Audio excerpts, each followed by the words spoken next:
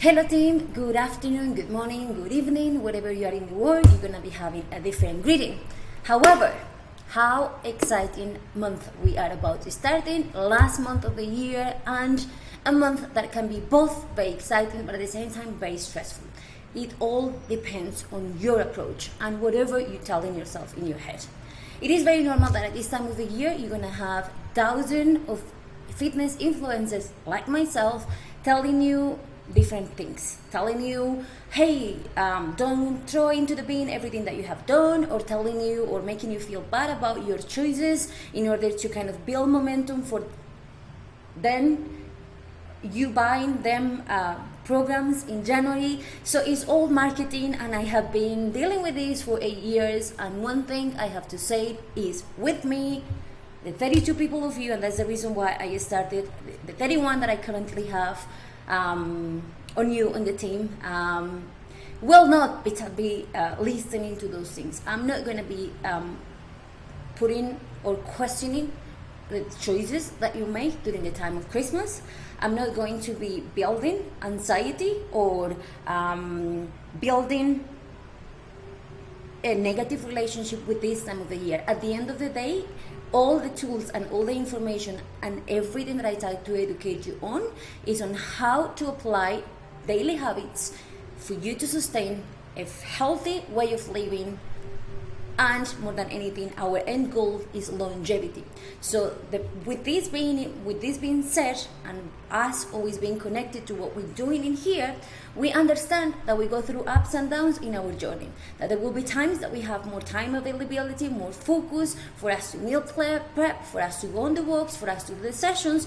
And there will be other times, like time of Christmas, when other things take a lot of our spaces, which is social events, more dinners out, celebrating quality time with your family. And these events are equally important.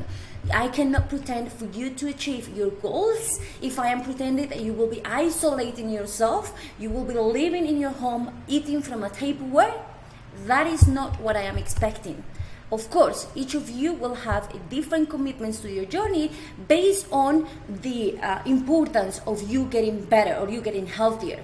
Some of you in here, unfortunately, we're dealing with threatening health situations. For example, being very close to develop a diabetes type 2. So for those of you who you know well who I'm talking about, those of you, unfortunately, you're going to have to stick to your Tupperwares, to your meal plans, because I am educating you on how to enjoy your nutrition and your training while still being able to share some time with your family. And that is how I do it myself. However, the big difference between myself and yourself is that I actually live from fitness. This is what I do for a living. You need to understand. For me, I have to keep this look if I want to eat. Unfortunately, it is that way. I cannot afford to put on weight or to be obese and telling people, or being overweight and telling people that it's okay to lift weights and to eat, because no one will believe me. Unfortunately, no one will. So the pressures that I put on myself are far beyond the pressure that you should be putting on yourself, and I have to do a lot of therapy and a lot of learnings to understand how to manage the pressures that I put on myself and how to be able to socialize, to have time with my husband, with my family. But that is something that I have been working on for, I will say, the past 20 years of my life. So this is a massive difference between what I expect from myself and what I have to deliver from myself, and the pressures that I have than the pressures that I want you all to have in here. So this check-in, it is about what is expected in Christmas. The communications that you are going to be listening all over the place in social media, and the communication that I am actually expecting from you on Train with Estella, when we look at health and fitness from a holistic point, and when I will never want any of you to be in a position that you feel guilt over your food choices, or you feel guilt over not being able to complete your sessions if the intention was there, but plan, like life just threw you off plans and you had to just be a little bit more flexible during this time. I am not going to be questioning your choices. However, I'm going to be giving you 2 big tools as to how you can approach the excess of maybe food during this time, and how can you do so in order to make sure that you don't sabotage what we're trying to be built, to what we have been trying to build in here. So with that, I'm going to be explaining 2 main things: NEAT which is non-exercise activity thermogenesis. I'm not going to be talking about strength training because that's what we all do here, and you all know that you need to commit to a minimum of 3 sessions per week. And then I'm going to be talking about food choices during Christmas and how to make sure that you make good food choices even when you might not be able to be tracking. So if we start by need, we are also facing in Canada, US, Europe, basically all around the world besides Latin America and Australia at the moment, we are all facing winter. What I experience during winter, throughout my years of experience as a coach, is that by default, NEAT, non-exercise activity thermogenesis, which is basically how much you move in your day, the walks that we do, how much we fidgeting, like I do fidget all the time. I talk with my hands, so every time I'm talking, I am wasting calories, but that's me. So that NEAT gets massively affected during this time of the year. Why? Because of the weather changes. So the days is shorter, and it's also really cold and gray and dark outside. So if in the summer you had the temptations to go out for a walk in the evening because the weather was still nice, people was buzzing, it was like a good momentum going outside, right now it's quite the opposite. And what you tend to notice is that you will be more tempted to just remain indoors, what is cozy, maybe watching TV and just hibernating. Yeah? For this reason, I have been implementing a little bit of list at the end of your cardio, at the end of the strength sessions, for those of you who have more availability of time. But for those of you who have not, I have also been promoting getting a band walking band at home, like I do have myself. And we have been implementing this with different members of the team, Lily, Aisha, Laura, and many more, who have started to use this at least 20 minutes on your evening. The point to this is, remember, the point of exercising, strength training, is for all the benefits that it brings with regards to muscle building, hormonal impacts that it has, mental health impacts that it also has. But the point of exercising is that you should strength train, but at the same time, you should also consider how much you move the rest of your day. You gain nothing by going 1 hour a day to do strength training at the gym and then sitting on your ass, sorry for my word, the rest of your day. Also, you do nothing if you just do strength training, 20 minutes cardio, and then you do nothing the rest of the day. The best way to complete your daily movement is to make sure that it's spread throughout the day. So rather than saying I'm gonna go for an hour walk, you could just split this in small bursts of 20 minutes throughout your day. Whether that is that you are going to go food shopping, whatever that is, I just want you to use any opportunity that you have to move as an opportunity to increase your need. Why? Because during Christmas, there is also going to be increase on the calories that you're going to be consuming, whether you want it or not. You're always going to end up yourself in 1 or 2 days of the week where you are exposed to meals that you don't prepare yourself. So for that reason, I'm not telling you that you should go and walk away or walk out all the calories that you have been consuming, because that's also not a healthy approach. But it's only okay to understand that if we're going to be experiencing a month when the calories are going to be higher, then we should be using that extra energy to push more load at the gym, to make sure that when you go training, you are focused on your session, you're not wasting time on your phone, you're actually getting all out from the session, and that on the rest of your day, you're going to continue being active. You will notice that for many of you who might be in a very low calories, as you increase your calories, by default, you're going to have more energy. Okay?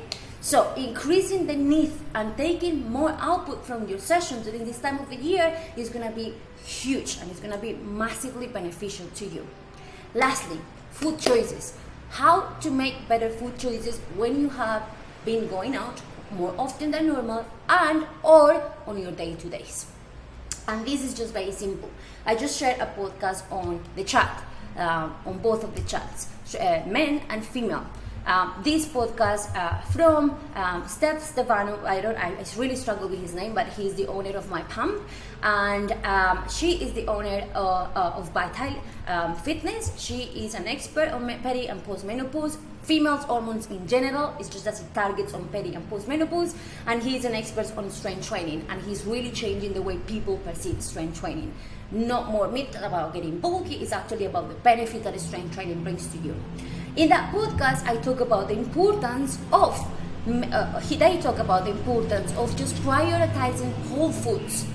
Very simple principles. If you want to avoid overeating, you should be avoiding any food that comes in a packaged version. Why? These foods are made from engineers that engineer how they can get you to want to eat a lot more of those foods. One, and in terms of digestibility, because they are not whole foods, it just messes up with your digestibility, and so therefore it messes up with your hunger hormones, ghrelin and leptin. Making ghrelin go all out, which is the one that asks you to eat more, and numbing leptin, which is the one that tells you the cues of satiety. If you want to avoid this to happen, there are 3 key points that you should be doing. Eat your body weight or your ideal body weight in protein, minimum in grams of protein. 1. We stick to whole foods, complex carbs, fruits, veggies, anything that is grown from the earth, nothing that the human has developed or the human has engineeringly made for you to want to consume a lot more. 2. And thirdly, whenever you go on restaurants, this is what I do myself. Whenever I go to restaurants, I try my best to always make choices that I can go and eat to a seafood restaurant. Why? Because I normally really struggle to cook nice seafood at home, or I actually really struggle to find nice quality of seafood. So we all know that we need to consume seafood on a weekly basis, fish, at least twice a week. I always make sure that whenever I go in restaurants, I have access to any seafood, white fish. But if you don't want to have seafood, if you dislike seafood, this is what I do. Any restaurant I go, I will always make sure that I order my portion of protein. I will always make sure that I order my portion of veggies. And I will pretty much limit my carbs. Why? Because I very likely might have a drink of alcohol. That equals carbs. 1. Second, I very likely will have some sauce on my protein that I'm going to consume. The sauce is going to be carbs or fats. Very likely on my veggies, there is going to be a lot more fats than the ones that I put when I cook at home. So and very likely I'm going to want to have a dessert. So this is what I do. I make sure that whatever I order, I prioritize my portion of protein, I prioritize my portion of veggies. I always ask for the sauce to be placed on the side. If I'm going to be consuming alcohol, I try to limit the carbs that I'm going to be eating on that meal. So all those pastas, all those risottos, unfortunately, you're going to limit them, or you're going to have a very small portion. And you always want to eat the protein first. Eat the stuff that you need and the stuff that is more fulfilling first, followed by the fiber, and then whatever space you have left on your stomach, always connecting with your hunger cues, you will leave it for the carbs. Those of you who have been doing Hans portion already know what your portions should be. Those of you who have been tracking already visually know what your portions should be. So you should be guiding yourself in those restaurants. I'm not telling you not to eat the carbs, I'm just telling you how I do, and eventually I will also eat the carbs. So, making sure that first, we are not freaking out over this time of the year. Enjoy the time with your family. If you're gonna gain some weight, we're gonna get rid of that weight in January. During dieting, we go through periods of deficits, maintenance, deficit, maintenance. So see this period as a period of maintenance. And lastly, make sure that you prioritize whole foods. You totally avoid any packaging food, and that will be a perfect recipe for you to remain healthy during the time of Christmas. Bye-bye, enjoy the message. This week, check-ins had changed a little bit for the month of Christmas. I'm going to be sending a communication of what has been happening in this Christmas along with this video. Bye-bye, team.